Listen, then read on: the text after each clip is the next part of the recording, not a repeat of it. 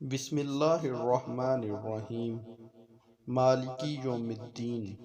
ترجمہ کنز الایمان۔ روز جزا کا مالک۔